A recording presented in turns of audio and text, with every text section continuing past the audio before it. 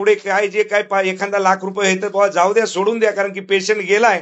Sir त्यांनी फार्मसीचं भरावं. मी इकडच्या डॉक्टर साहेबांना परत एकदा बोलतो. किती आहे फार्मसीचं तुमचं? 74. अहो आता ध्यानात ठेवा, तुम्हाला सांगतो, तुम्ही 100 रुपयाच्या जर कमी लावली असेल ना, मी तुमच्या घरी पाणी भरतो. नाही सर तसं नाही, पण हॉस्पिटलनी काय केलं? अरे दादा इकडं ऐका, बराबर आहे हो, पण आता पेशंट मेला ना हो. आता ते काय त्याला तुम्हाला सांगतो ते, आता तुम्ही तिकडे म्हणता ते बाकीचे मी माफ करतो, हे फार्मसीचे माझी रिक्वेस्ट आहे बाबा, तेवढं माफ करा.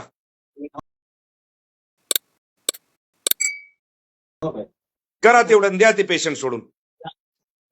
हे फार्मसीचं त्यांना भरायला सांगा प्लीज. नाही पैसे नाहीत दादा आता त्यांच्याकडे. तुम्हाला हात जोडून विनंती आहे, सोडून द्या पेशंट. आता मेल्याच्या नंतर आता इतके पैसे दिले ना हो, 3,22,000 दवाखान्याचे दिले, तुमचे दिले 70-80 हजार रुपये. सर ज्या गोष्टी आम्ही पण बाहेरून विकत घेतो त्याला आम्हाला दादा बरोबर आहे, पण आड्याच्या दिड्या मी अहो इकडं ऐका, माझी पीएचडी आहे हो, हॉस्पिटल बाबा नंबर 1चं आहे, त्याच्यात काही विषय नाही. पण आमची एक रिक्वेस्ट आहे तुम्हाला, हात जोडून विनंती आहे, ते पेशंट द्या सोडून. आम्ही सर पेशंट करता बिलकुल मदतीलाच आलोय मी. अहो पण 4 घंटे झाले ना दादा, डेड बॉडी हे तिथं.